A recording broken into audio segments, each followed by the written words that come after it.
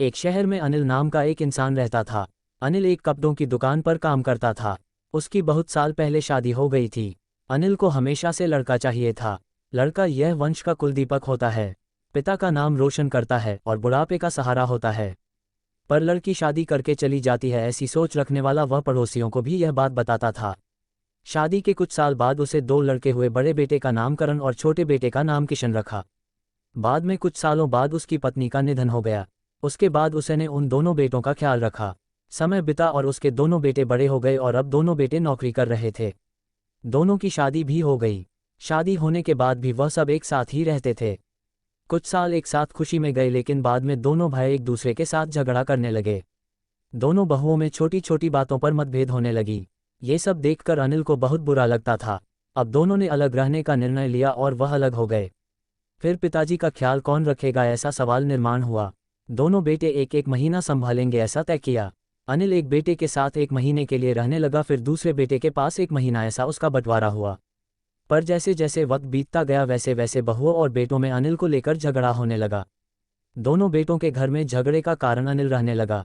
ये बात अनिल को अच्छे से समझ आई थी। अब अनिल को पुरानी यादें याद आने लगी थी। उसने जिंदगी में कितनी बड़ी गलती की थी, यह उसे अब समझ में आ रही थी। पर अब इसका क्या फायदा। आखिर दोनों बेटों ने पिताजी को वृद्धाश्रम भेजने का निर्णय लिया। एक दिन दोनों ही पिताजी को लेकर वृद्धाश्रम में गए।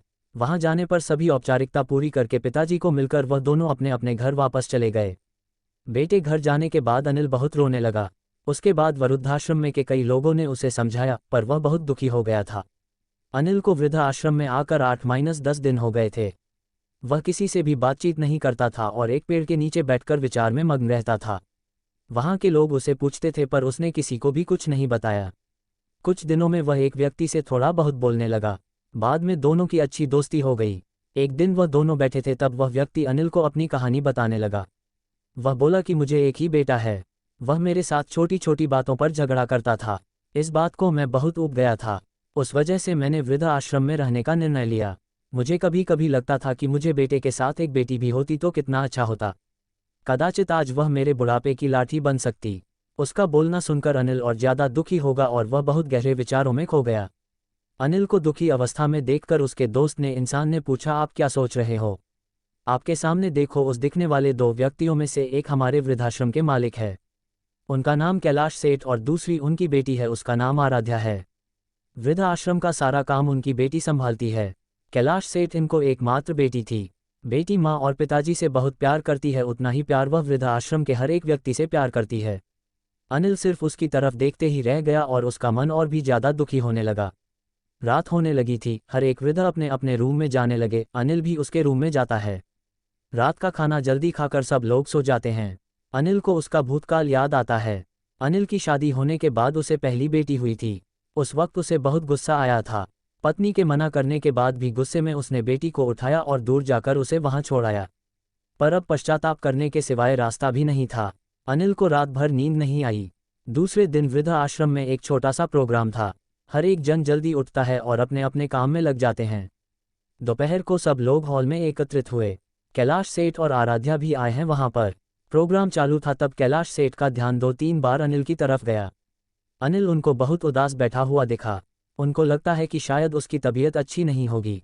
प्रोग्राम खत्म होने के बाद वह अनिल से बात करने के लिए उनके पास जाते हैं। वह अनिल को दुखी होने का कारण पूछते हैं। तभी अनिल बहुत रोने लगता है और थोड़ी देर बाद वह अपनी पूरी कहानी उनको बताता है कि मुझे भी पहली बेटी हुई थी, पर मुझे बेटी नहीं चाहिए थी, इसलिए मैं गुस्से में आकर उसे छोड़कर आया। आज जब मैंने आपको आपकी बेटी के साथ देखा तो तभी मुझे समझ आया कि बेटी कितना प्यार करती है। मेरी बेटी भी मेरे साथ होती तो मुझे यहाँ वृद्धाश्रम में रहना नहीं पड़ता। मेरे दोनों बेटों ने मुझे दुख के सिवा कुछ भी नहीं दिया। मैंने किए हुए पापों की सजा आज मैं भुगत रहा हूँ। अनिल की सब बातें सुनकर कैलाश सेठ को मन में बहुत दुख हो रहा था।